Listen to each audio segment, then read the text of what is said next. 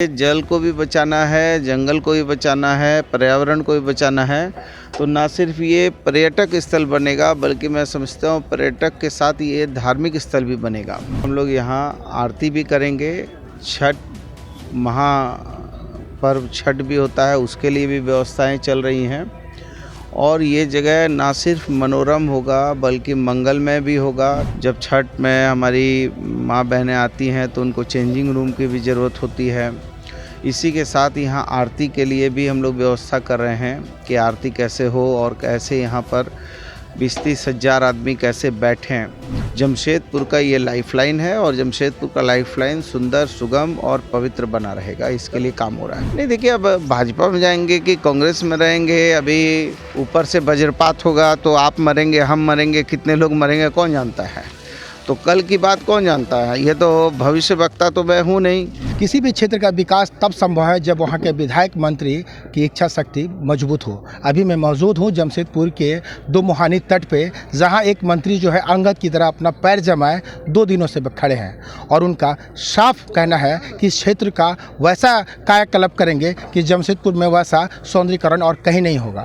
हमारे साथ मंत्री जी हैं, उनसे बात करेंगे कि यहाँ क्या बनने वाला है और किस तरह से कायाकल्प करेंगे, इसका क्या होने जा रहा है सर यहाँ पे। देखिए, ये दो महीने का बहुत पवित्र क्षेत्र है, यहाँ 2 नदियों का संगम है और इसमें आप जानते होंगे कि इसमें स्वर्ण भी निकलता है, सोने के कण निकलते हैं। तो ये जो है स्वर्ण गंगा आरती के तर्ज पर हम लोग यहाँ आरती भी करेंगे। छठ महापर्व छठ भी होता है, उसके लिए भी व्यवस्थाएं चल रही हैं और ये जगह ना सिर्फ मनोरम होगा बल्कि मंगलमय भी होगा, क्योंकि यहाँ हिंदू धर्म कर्मकांड के बहुत सारे चीज़ होते हैं। आप देखिए, अभी श्राद्ध के भी लोग जो हैं कर्मकांड करके जा रहे हैं, बच्चों का मुंडन भी होता है, तो उसकी भी व्यवस्था होगी। जब छठ में हमारी माँ बहनें आती हैं तो उनको चेंजिंग रूम की भी ज़रूरत होती है। इसी के साथ यहाँ आरती के लिए भी हम लोग व्यवस्था कर रहे हैं कि आरती कैसे हो और कैसे यहाँ पर 20-30 हज़ार आदमी कैसे बैठें।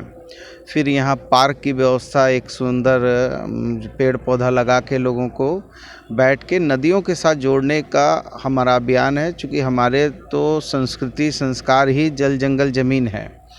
तो ये जल को भी बचाना है, जंगल को भी बचाना है, पर्यावरण को भी बचाना है, तो ना सिर्फ ये पर्यटक स्थल बनेगा बल्कि मैं समझता हूँ पर्यटक के साथ ये धार्मिक स्थल भी बनेगा। और ये एक 5 किलोमीटर का एक इलाका है, जिस इलाका को हम लोग साफ़ सुथरा करके इसको, और लोगों से भी आह्वान हम कर रहे हैं कि इको फ्रेंडली सिस्टम हो। लोग जो हैं नदियों में कचरा ना फेंकें, नदियों को बचाएं। हम मूर्तियों को विसर्जित करते हैं तो उसमें कुछ ऐसे रंगों का इस्तेमाल ना करें जो जलीय जीव हमारे नष्ट हों या पानी की तरलता और पानी की पवित्रता कम हो। तो काफ़ी व्यापक इस पे शोध के साथ काम किया जा रहा है और मैं समझता हूँ ये आने वाले समय में जमशेदपुर का ये लाइफलाइन है और जमशेदपुर का लाइफलाइन सुंदर, सुगम और पवित्र बना रहेगा, इसके लिए काम हो रहा है। क्या खर्च लगना है और कितने दिनों में रेडी होगा? देखिए, खर्च की तो जहाँ तक बात है कि अभी तत्काल में हमने अपने विधायक निधि से 50 लाख दिए हैं, जो बहुत कम है, लेकिन मैं जानता हूँ जमशेदपुर की महान जनता है।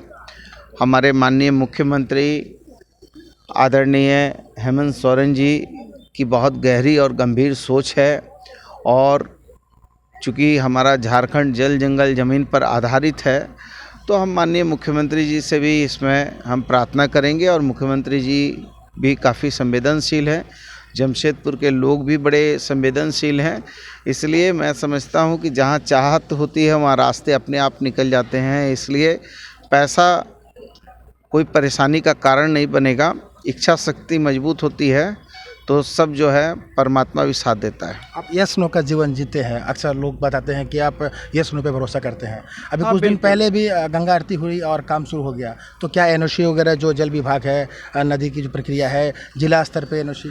आपको मालूम होना चाहिए कि हमने जो है भारत सरकार को भी पत्र लिखा था कि इसको नमामि गंगे से इसको जो है जोड़ा जाए और भारत सरकार ने भी इसको नमामि गंगे से जोड़ दिया हमारे निवेदन पर। और इसी के साथ ये स्वर्ण रेखा परियोजना के भी लोग इसमें लगे हैं इसमें हमारा जो है जिला प्रशासन, हमारी उपायुक्त बहुत ही संवेदनशील अधिकारी हैं, उनका भी योगदान है। अभी हमारा जो है एमडी टाटा स्टील से भी हमारी बातचीत हुई है, जिसको से भी एमडी साहब और महाप्रबंधन से बातचीत हुई है। तो सारे लोग मिलकर हम लोग स्वच्छ जमशेदपुर, और ये जमशेदपुर शहर जो है, ये जमशेद नौसेरवान जी टाटा के सपनों का शहर है। शहीद निर्मल महतो जैसे क्रांतिकारी वीर का ये जन्म स्थली है। तो ये जो है, इस पर हम लोग काम कर रहे हैं और आगे बढ़ रहे हैं, और मुझे पूरी उम्मीद है कि ये विविधता में एकता का शहर सुंदरता भी रखेगा, सुगमता भी रखेगा, पवित्रता भी रखेगा, और ये जगह मनोरम, मंगलमय, रमणीक बनेंगे। लोग कहते हैं कि राजनीतिक ज़मीन सजोल राजी का था, युगांतर भारती नदी की साफ़ सफाई, उस पर आपका कब्जा होता जा रहा है, लोग कहते हैं। नहीं, ऐसा देखिए, मैं किसी के कब्जा या किसी के इस पे मैं कभी कोई कमेंट नहीं करता हूँ। देखिए, हर आदमी को अपने जीवन में कुछ अपना नीति होती है, सिद्धांत होता है, विचार होता है। हम ये समझते हैं कि हर आदमी को काम करना है। हम भी काम कर रहे हैं, आप भी काम कर रहे हैं। हर आदमी का दायित्व है, उसको करना चाहिए। और हम किसी को एंगल मान के कोई काम नहीं करते हैं कि साहब ये अमुक आदमी को देखकर अमुक काम करना है। क्यों करना है? हमारा अपना विजन है, हमारी स्वतंत्र सोच है। हम भी रोटी और जो है गेहूं और चावल खा रहे हैं, तो हमारी भी सोच है। हम अपनी सोच के हिसाब से आगे बढ़ेंगे। हमको किसी के कब्जा और इससे कोई लेना देना नहीं है। कई बातें लोग कहते हैं कि बन्ना गुप्ता बीजेपी में चले जाएंगे, इस कारण से हिंदुत्व की जो पूजा पाठ है, गंगा आरती, इस तरह के कार्यों पे ज़्यादा ध्यान रखना है। नहीं, देखिए, अब भाजपा में जाएंगे कि कांग्रेस में रहेंगे, अभी ऊपर से वज्रपात होगा तो आप मरेंगे, हम मरेंगे, कितने लोग मरेंगे कौन जानता है। तो कल की बात कौन जानता है। ये तो भविष्य वक्ता तो मैं हूँ नहीं, ना मैं जो है कि ज्योतिषाचार्य हूँ, और ना ही मैं बड़बोला आदमी हूँ। अब देखिए, भविष्य के गर्त को तो ब्रह्मा ही जान सकते हैं, तो वो तो मैं इस पर कोई विषय विशेष नहीं कहूँगा। लेकिन आप तो लगातार देख रहे हैं कि जब ईडी और सीबीआई ने हमारी सरकार पर, गठबंधन की सरकार पर, धर्मनिरपेक्ष सरकार पर हमला बोला, तब तक हमने अपने मुखार बिंदु से किस तरीके से जवाब दिया, ये आप जानते हैं।